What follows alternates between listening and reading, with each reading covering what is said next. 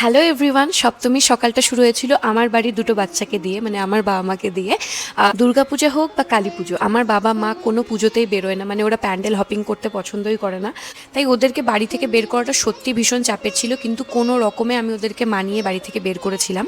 আর যা গরম আর রোদ ছিল, সব ঠাকুর দেখানো সম্ভব হয়নি, তাই আশেপাশে যে কয়টা ঠাকুর দেখানো যায় সেই কয়টাই আমি ওদেরকে দেখানোর চেষ্টা করেছি।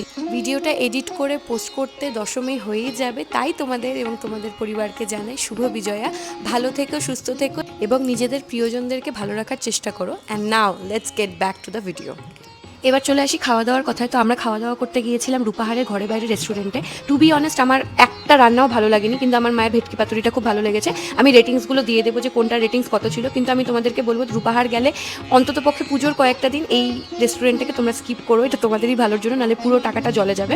এরপর বাবা আমাকে বাড়িতে ড্রপ করে নিজেরা বাড়িতে এসে ফ্রেশ হয়ে রেস্ট করে আমরা দ্বিতীয়বারের জন্য বেরিয়ে পড়ি। দুপুরে সেই রোদের জন্য আমার মাথা প্রচণ্ড ব্যথা হচ্ছিল। সন্ধ্যাবেলা রাস্তায় লোকের ভিড়, এত কোলাহল, আমি আর নিতে পারছিলাম না, তাই আমি চলে গেছিলাম একটু কফি খেতে। পুজো আসার আগে, পুজো আসবে আসবে এই রেসটাই বেশি আনন্দের।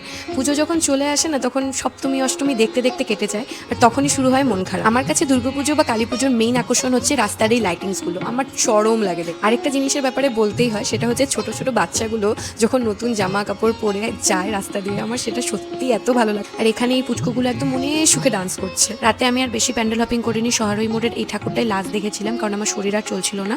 তারপর আমরা বেরিয়ে গেছিলাম কি খাবো সেটার উদ্দেশ্যে। তো আমরা চলে গিয়েছিলাম পূজা হোটেল, কারণ ওখানে খাওয়ার কোয়ান্টিটি অনেক দেয় আর প্রাইস ইভেনচুয়ালি অনেকটা কম। যারা জানো তারা জানো, যারা জানো না ডেফিনেটলি ট্রাই করতে পারো, কম প্রাইসে এখানে খুব ভালো খাবার পাবে। তো খাবার নিয়ে আমরা ডিরেক্ট চলে গিয়েছিলাম আমার বাড়ি।